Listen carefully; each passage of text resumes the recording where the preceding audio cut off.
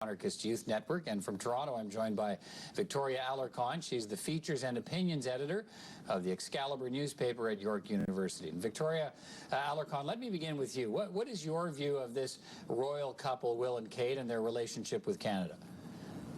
Well, my view is that a lot of the youth don't really care about the royal couple coming to Canada, and it's been shown by my survey that I did, where I surveyed 100 students, and 71% of students were not excited about the royal couple coming to Canada, and while 5% were only excited about them coming. Why do you think that is?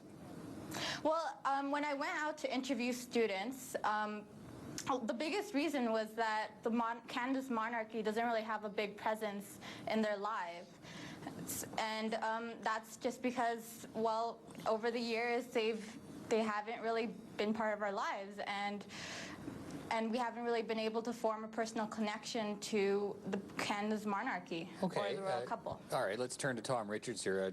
Tom, what's your view of that, young people and their relationship to the monarchy? And I guess in particular, what opportunities do you see in that relationship with the visit to Canada of Will and Kate? Well, I think, it's important to say, first of all, that I think Prince Charles said it quite well, and he said an institution as quirky as this couldn't survive unless it kept up with the times. And we're seeing sort of the new face in William and Kate. Our generation hasn't had, the Charles and Diana, the 1939 tour to kind of cement things, our own kind of young expose, if you will. And I think, this will cover that. In regards to the survey, I'm quite glad that people take an interest in it, because it's often a sidelined topic, but this was 100 students at one university, unscientifically chosen, and I think the real poll we're seeing is this unprecedented level of interest in the royal family. Youth for the last 40 years have been done a real disservice. We were taught that this is a British, therefore Canadian institution, our parents were, and then no one talked about it for 40 years. So people don't really understand the Canadian significance and connection. Right.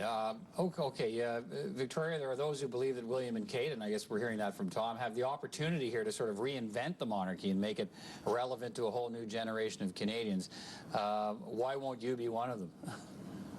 Well, I mean, another reason why a lot of people were not excited about William and Kate was the fact that we have to pay for them to come to Canada. I mean, it doesn't make sense to a lot of York students why we have to pay, and that's what makes people angry, and we shouldn't really have to pay. I think it's unfair. Did you think young people, by and large, understand the constitutional connection, and the Queen is the head of state, represented in Canada by the Governor-General? Do you think young people understand there is a long-standing link, and I guess maybe that's what a lot of young people don't like? Well, I think they do understand that we do have the Queen as our head of state, we have our Governor-General, and I think that's the reason why they don't really like the royal couple, because when I was talking to Tom Freda, the National Director of Citizens for Canadian Republic, he found that a lot of Canadians don't really like the fact that we're still not independent. We still have that tie to Britain, and we're still not independent, and they really want to be independent. Canadians like their independence. Okay, let's ask Tom Richards about that. What about this independence issue and this notion that having the monarchy and having the Queen still have an official role in the Constitution of Canada as the head of state is outdated? Well, I think that's completely incorrect. She's been the Queen of Canada, legally distinct from and equal to the Queen of St. Lucia, the United Kingdom, since 1953. I think in this we kind of see the eternal wet blanket that is the Republican movement. It's sort of this self-imposed and self-maintained idea that we're not a real country somehow, or this kind of self-loathing that we haven't made like the Americans and done away with the institution which Canadians have fought and paid with blood to protect, and also solidified in our Constitution at every major step of our development. Okay, so then what is appealing, or should be appealing, to young people about the monarchy as far as you're concerned? Well, I think the major point people have to understand is, I certainly wasn't taught this, I had to discover this for myself, is that we are legally distinct from the United Kingdom. We share the Queen. People in New Zealand might as well be complaining that the Queen of Canada is ruling over them. this is really sort of the font of Canadian independence and identity, because in every major step, like I've said, we've defined our independence from the United States specifically, you know, through our retention of the Crown.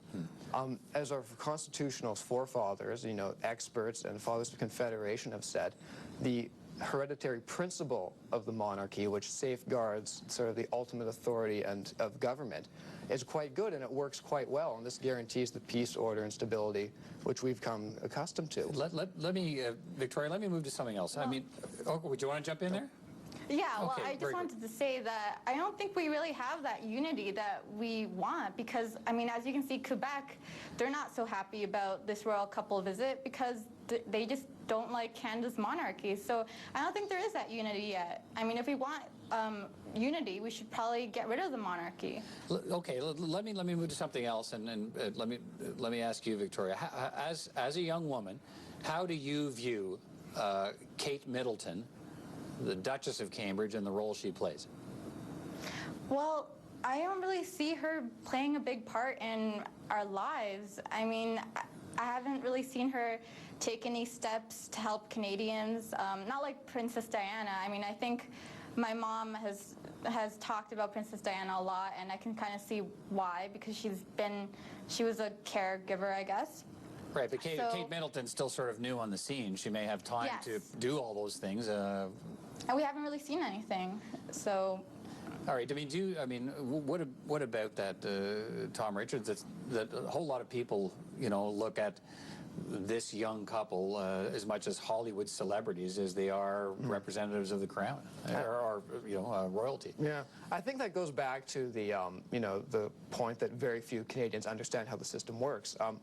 The crown, you know, the monarchy is not just the monarch and the royal family. It's the crown, that symbol and, you know, the authority of government. And the monarchy and the royal family personify it. So people need to realize that, yes, there's the pomp and circumstance, which people can identify with personally and like, but there's more to that. It has significant kind of constitutional implications and sort of the safeguarding of political power. All right. Well, I wish we had more time, but I appreciate the two of you joining me today to talk about this. And we'll see what, you know, kind of role Kate Middleton plays and what kind of role the royal couple plays in the lives of the young Canadians, and maybe we'll see what everybody thinks after they've been to Canada and the visit's over. But I appreciate both of you taking time to speak with me today. Thanks. Thank you. Thank you.